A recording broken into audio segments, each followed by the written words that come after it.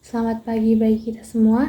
Perkenalkan, nama saya Irene Teresa Simbolon dengan NIM 4432300125 dari Fakultas Ilmu Komunikasi Prodi Marketing Communication.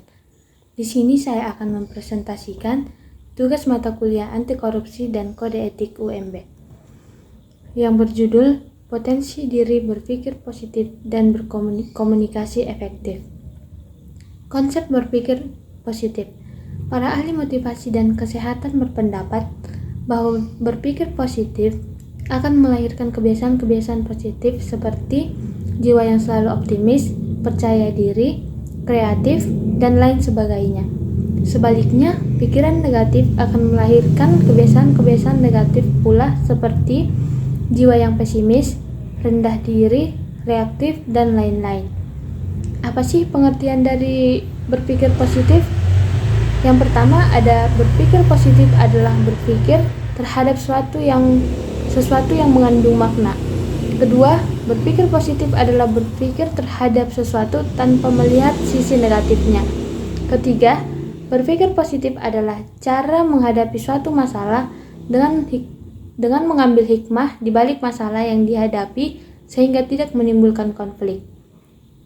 Karakteristik dari berpikir positif. Yang pertama ada orang yang berpikir positif tidak mau kalah oleh berbagai kesulitan dan rintangan.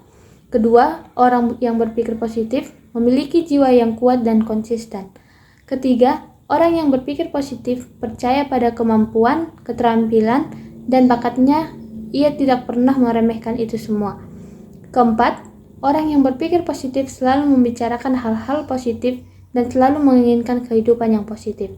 Yang terakhir ada orang yang berpikir positif yakin bahwa setiap orang memiliki daya kreatif.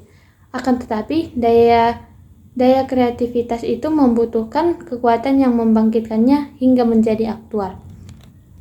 Aspek-aspek dari berpikir positif. Albert pada tahun 1980 menyatakan bahwa dalam berpikir positif tercakup aspek-aspek sebagai berikut.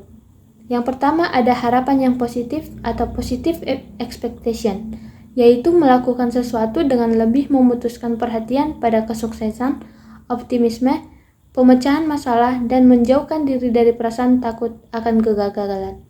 Kedua ada afirmasi diri atau self-affirmative, yaitu memusatkan perhatian pada kekuatan diri, melihat diri secara positif. Yang ketiga ada pernyataan yang tidak menilai atau non-judgment talking, yaitu suatu pernyataan yang lebih menggambarkan keadaan daripada menilai keadaan. Keempat, ada penyesuaian diri yang realistik atau realistic adaptation, yaitu mengakui kenyataan dan segera berusaha menyesuaikan diri dari penyesalan, frustasi, dan menyalahkan diri. Manfaat dari berpikir positif. Dengan berpikir positif, banyak sekali manfaat yang dapat kita rasakan. Salah satunya yaitu health.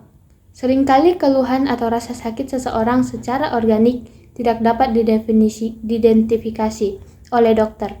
Dan ternyata keluhan dan rasa sakit tersebut tidak dirasakan lagi setelah orang yang bersangkutan mengganti isi pikirannya yang negatif dengan yang positif. Yang kedua ada feeling of success. Orang yang berpikir positif pada saat dirinya menghadapi suatu tugas merasa yakin bahwa dirinya akan berhasil dalam melakukan tugas tersebut. Perasaannya bahwa dirinya berhasil selanjutnya menjadi motivator internal bagi dirinya.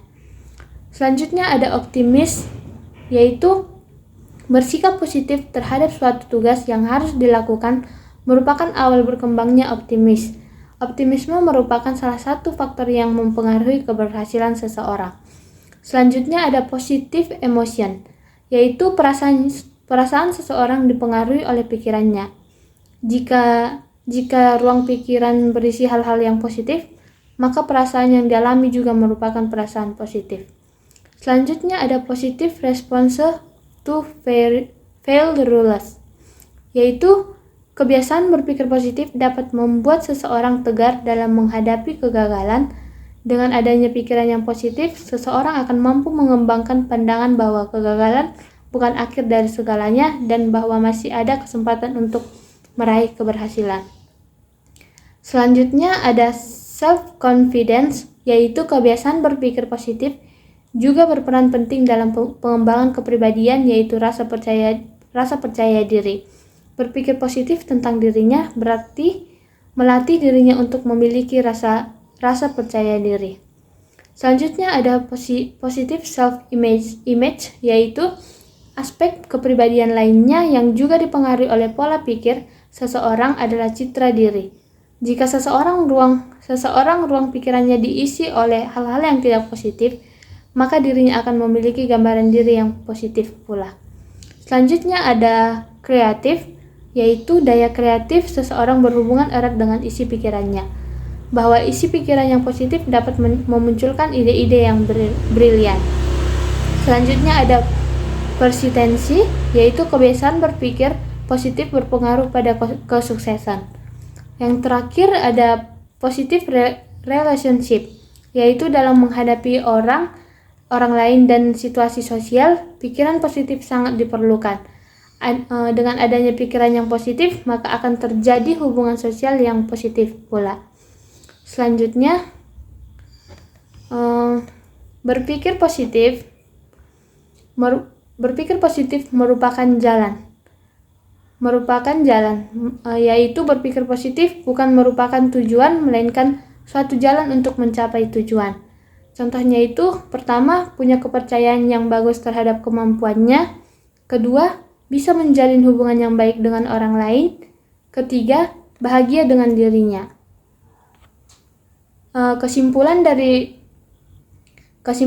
paparan di atas dapat ditarik, yaitu bahwa berpikir positif adalah cara menghadapi masalah dengan mengambil hikmah di balik masalah yang dihadapi, sehingga tidak menimbulkan konflik atau pertentangan.